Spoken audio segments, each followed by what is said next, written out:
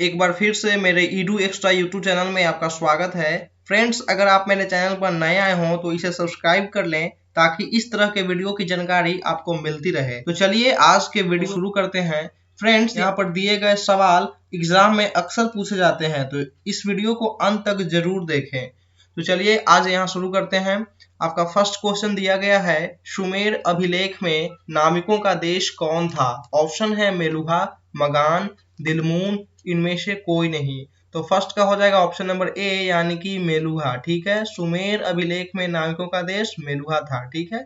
Second number question है, तौलने की इकाई में सिंधुवासी किस अंक का प्रयोग करते थे? ऑप्शन है 4, 12, 12 है, ठीक है, 8, 16। तो सेकेंड का हो जाएगा ऑप्शन नंबर ए यानी कि 4। ठीक है, 4 हो जाएगा।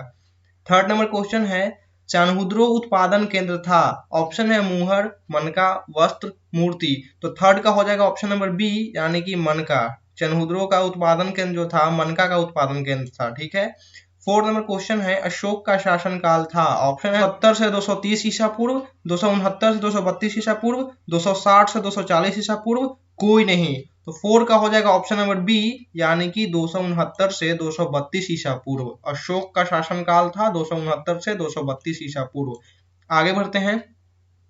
तो 5 नंबर आपका क्वेश्चन है, अशोक का अभिलेख सर्वप्रथम पढ़ा गया? ऑप्शन है 1845 ईस्वी में, 1833 ईस्वी में, 1837 ईस्वी में, 1850 ईस्वी में। तो 5 का हो जाएगा 1837 ईस्वी में। अशोक का जो अभिलेख था सर्वप्रथम 1837 ईस्वी में पढ़ा गया था।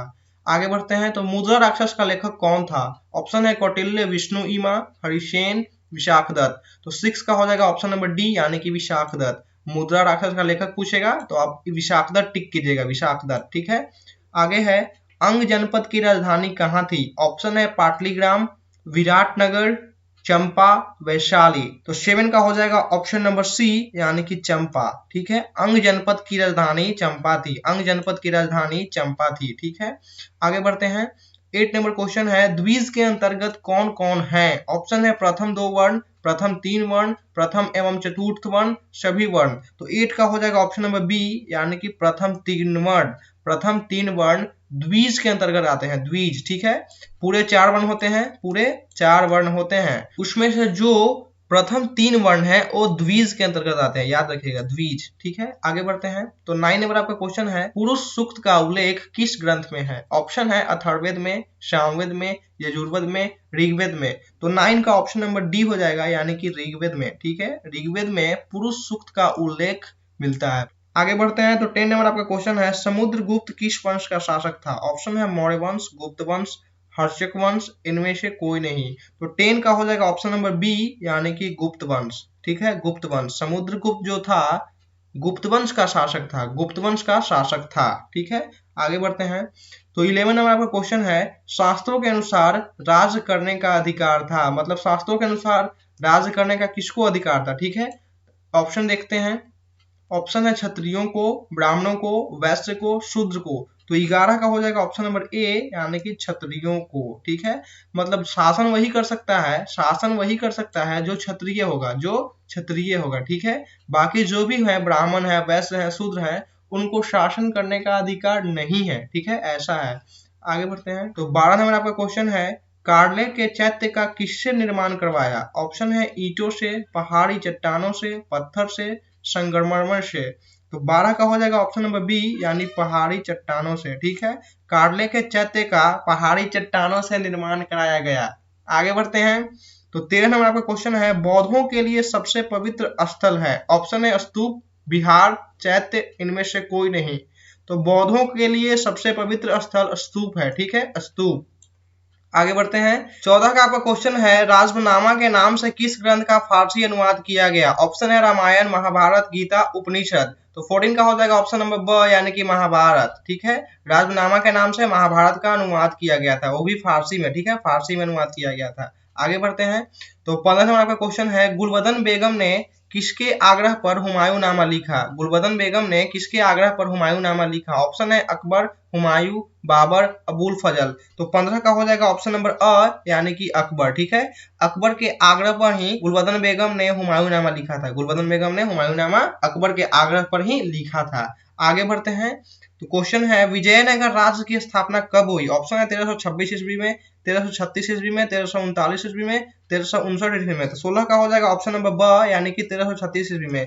एक क्वेश्चन अक्सर एग्जाम में पूछे जाते हैं कि विजयनगर राज्य की स्थापना कब हुई थी, ठीक है। तो 1336 ईस्वी में, आप याद रखिएगा 1336 ईस्वी में। आगे बढ़ते हैं। तो 17 नंबर आपका क्वेश्चन है विजयनगर का महानतम शासक कौन था। ऑप्शन है वीरनर सिंह, कृष्णदेव राय, अच्युतरन, सदाशिव राय। ऑप्शन हो जाएगा 17 का ऑप्शन नंबर ब यानी कि कृष्णदेव राय, ठीक है। विजयनगर का महानतम शासक कृष्णदेव राय था, कृष्णदेव राय, ठीक है। आगे बढ़ते हैं। तो अबुल फजल कृत आईने अकबरी में किस शासक का वर्णन है। ऑप्शन है बाबर, अकबर, जहांगीर, शाहजहां। तो यहाँ हो जाएगा अकबर। आईने अकबरी में अकबर का पूरा विख्यात है, ठीक है, पूरा उसमें वर्णन किया गया है अकबर का। आगे बढ़ते हैं। तो 19 नंबर आपका क्वेश्चन है अकबरनामा एवं आईने अकबरी के अनुवादक कौन थे। ऑप्शन है वेबरीन, जैरेंट, ब्लैकमैन, शबी। तो 19 का हो जाएगा ऑप्शन नंबर द, इसका मतलब शबी, ठीक है। मतलब वेबरीन भी थे, जैरेंट भी थे, ब्लैकमैन भी थे, ये सब आईने अकबरी के अनुवादक थे, ठीक है। मतलब अनुवाद किए हैं आईने अकबरी को, ठीक है। आगे बढ़ते हैं। तो 20 नंबर आपका क्वेश्चन है राजकुमार दारा का संबंध किससे था। ऑप्शन है चिश्ती, सुहारवर्दी, कादिरी, इनमें से सभी से। तो 20 का हो जाएगा ऑप्शन नंबर स यानी कि कादिरी। राजकुमार दारा का संबंध कादिरी से था, कादिरी।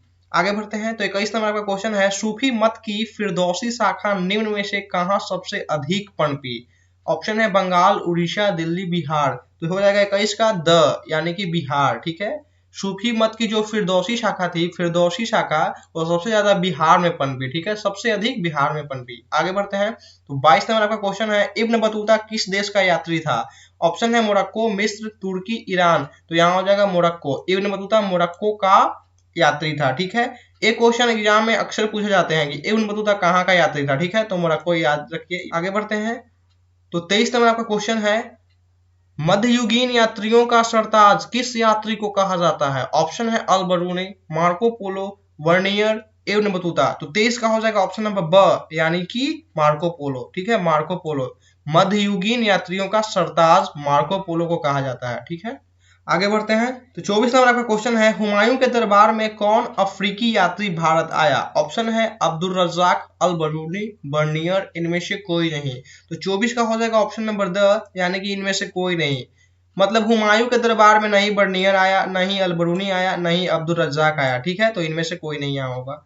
25 का क्वेश्चन है तुजक ए जहांगीरी की रचना किसने की। ऑप्शन है अब्बास खां सरवानी, गुलवदन बेगम, जहांगीर, नूरजहां। तो 25 का हो जाएगा ऑप्शन नंबर स यानी कि जहांगीर, ठीक है।